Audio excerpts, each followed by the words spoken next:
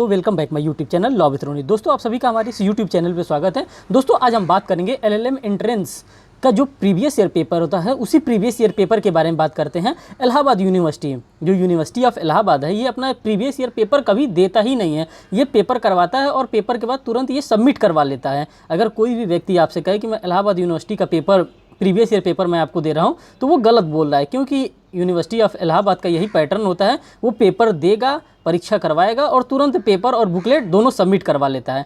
तो कुछ जो गेसिंग पेपर होते हैं, उसी गेसिंग पेपर से मैं आज आप लोगों को जूरिस्प्रूडेंस के पेपर सॉल्व करवाने वाला हूँ कि हाँ, जूरिस्प्रूडेंस में किस किस टाइप के क्वेश्चन बनते हैं, कहाँ कहाँ से क्वेश्चन आते हैं, इन सभी क्वेश्चन के बारे में आज हम इसमें सॉल्व कराने वाले आपसे कि कौन कौन से क्वेश्चन आते हैं। बात करते हैं विधि शास्त्र, जिसको जूरिस्प्रूडेंस कहते हैं। जो जूरिस्प्रूडेंस होता है, इसके कुछ महत्वपूर्ण पुस्तकें हैं। कौन कौन सी पुस्तकें किस किस राइटर के द्वारा, किस किस जूरिस्ट के द्वारा कौन कौन सी पुस्तक लिखी गई है। तो हम बात करते हैं कि कौन कौन सा पुस्तक जो होता है हमारे लिए इम्पॉर्टेंट होता है, जो कि हर बार जूरिस्प्रूडेंस पूछा जाता है यूनिवर्सिटी ऑफ इलाहाबाद में। यहाँ तक कि हम बीएचयू का एंट्रेंस एग्जाम देते हैं, उसमें भी पूछा जाता है। जो अब सीयूईटी होगा उसमें भी पूछा जाएगा। हर जगह क्या कहते हैं, ये जूरिस्प्रूडेंस से क्वेश्चन आते हैं। तो हमारा फर्स्ट क्वेश्चन है सम रिफ्लेक्शन ऑन जूरिस्प्रूडेंस। इसको लिखा है वर्कलैंड के द्वारा, ये पुस्तक लिखी गई है, some reflection on jurisprudence. Second, the province and functions of law, ये जूलियस स्टोन के द्वारा ये पुस्तक लिखी गई है। The nature and sources of the law, ये ग्रे के द्वारा लिखी गई है। ये एज यूजुअल इसी तरह से आपसे क्वेश्चन पूछे जा सकते हैं।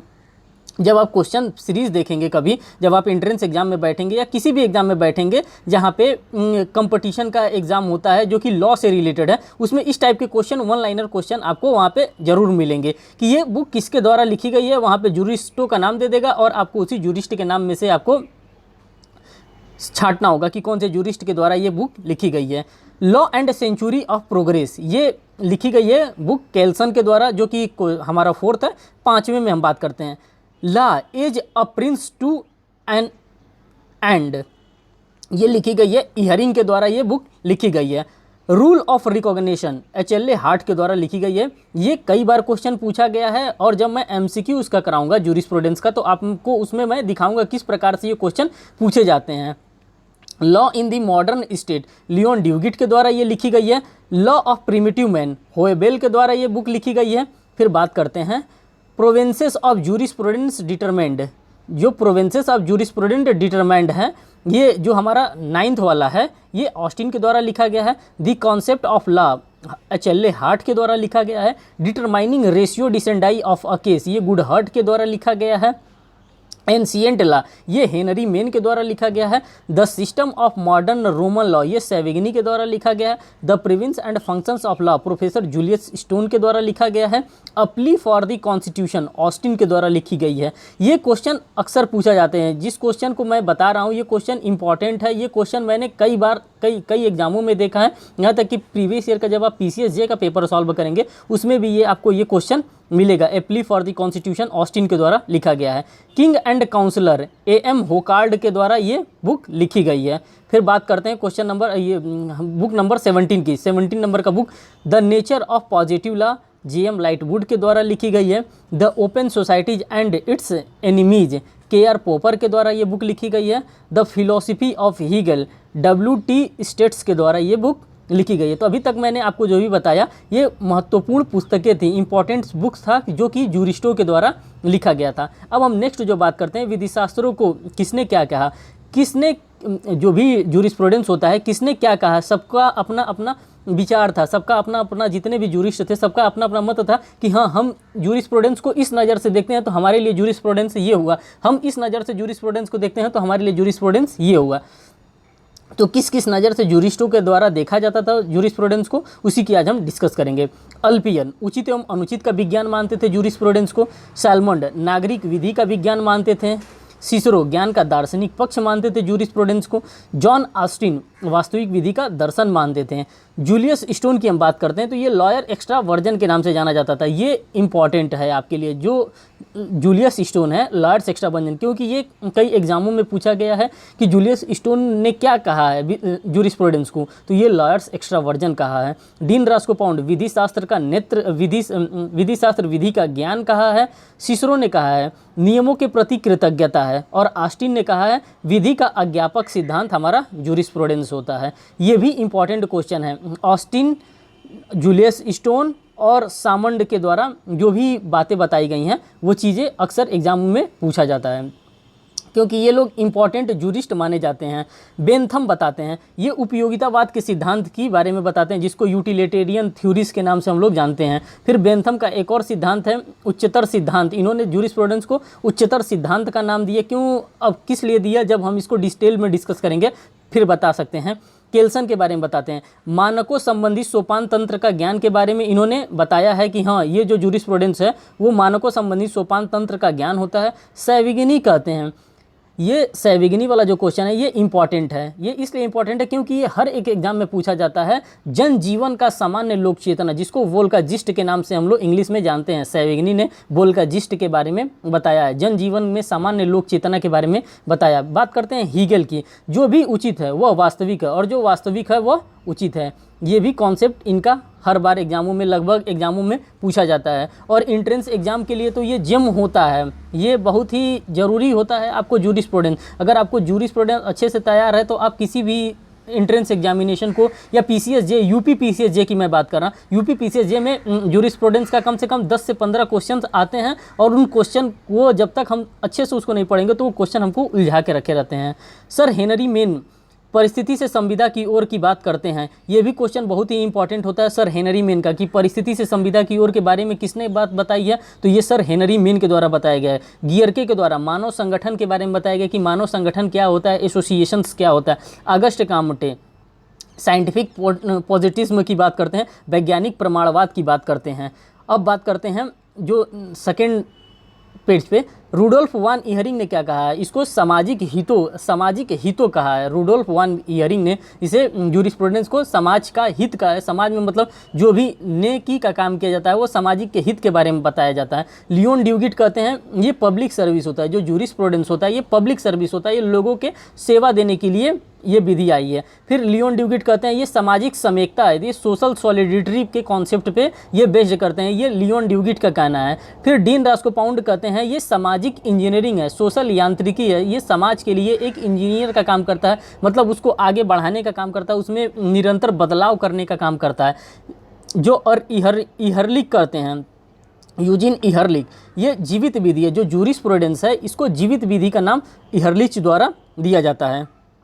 स्टेमलर कहते हैं परिवर्तित अंतर्वस्तु वाली नैसर्गिक विधि है, स्टेमलर के द्वारा कहा गया है परिवर्तित अंतर्वस्तु वाली ये नैसर्गिक विधि है, मतलब जो कि नेचुरल लॉ है, जो जूरिस्प्रूडेंस है वो नेचुरल लॉ है, स्टेमलर के द्वारा बताई गई है। परिवर्तित अंतर्वस्तु वाली नैसर्गिक विधि। C.K. एलन क्या कहते हैं, C.K. एलन कहते हैं ऑस्टिन विधिशास्त्र में ताड़ का वृक्ष है। अब देखिए ये विधिशास्त्र एक दूसरे को अब क्रिटिसाइज करने की बात करते हैं। C.K. एलन कहते हैं ऑस्टिन विधिशास्त्र में ताड़ का वृक्ष है। ताड़ का वृक्ष इसलिए इन्होंने कहा है कि क्योंकि ताड़ का वृक्ष बहुत लंबा होता है और छाया भी किसी को नहीं देता है। इसी तरह ये क्रिटिसाइज कर रहे हैं ऑस्टिन का, कि ऑस्टिन ने उसको क्या कहा, किस तरह से कहा, जो भी बात कही है वो सही नहीं है। हार्ट कहते हैं नियमों की व्यवस्था के बारे में, जो जूरिस्प्रूडेंस है वो हमारा नियमों की व्यवस्था है। हाहफील्ड कहते हैं अधिकारों और कर्तव्यों का ये विश्लेषण है, जो जूरिस्प्रूडेंस है वो अधिकारों और कर्तव्यों के बारे में बताता है, उसका विश्लेषण करता है। सर हेनरी मेन कहते हैं चिरभोग का सिद्धांत है। सर हेनरी मेन के द्वारा और भी बातें कही गई, परिस्थिति से संविदा की ओर, मतलब कि स्टेटस टू कॉन्ट्रैक्ट की बात भी सर हेनरी मेन के द्वारा कहा गया है जूरिस्प्रूडेंस को। हॉलैंड कहते हैं विधि शास्त्र रचनात्मक विधि का रीतिबद्ध विज्ञान है।